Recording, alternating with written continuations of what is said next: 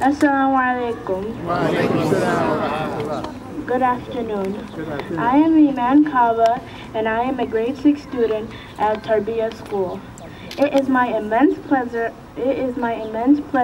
and honor to introduce to you Honorable Senator Greg Lavelle. Ladies and gentlemen, please welcome Honorable Senator Greg Lavelle.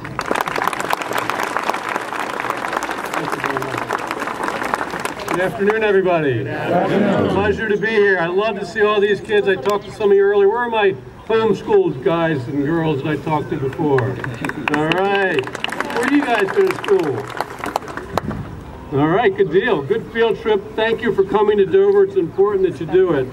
Again, I appreciate the opportunity to talk today and address everyone.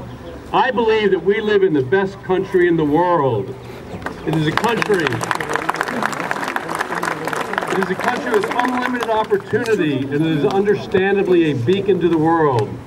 The foundation to our success, and it is a success that comes with its challenges, is our federal and state constitutions.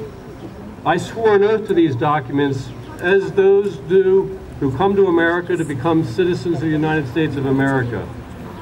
The freedom to choose and worship our religion of choice is one of the most important foundations of our country and state. It was our freedom to worship freely that led our first colonial settlers to take a treacherous journey across the Atlantic to America. America would not be the strong nation that it is without the core freedoms that our Constitution protects. Not only the freedom to worship, but the freedom to gather as we have done here today. As important as those freedoms are, there is another American principle that is equally important. The idea that we're all in this together, and that what unites us is far stronger than what divides us. Delaware is stronger because of the ethnic and religious communities that are woven into the fabric of our state, and we should celebrate the contributions of every law-abiding citizen of this state, and we do that and affirm that again here today.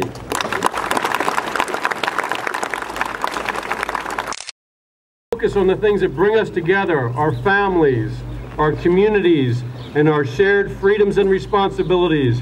We can move Delaware forward to an even brighter future, and I want to be part of that future. And again, I so much appreciate the opportunity to address you today.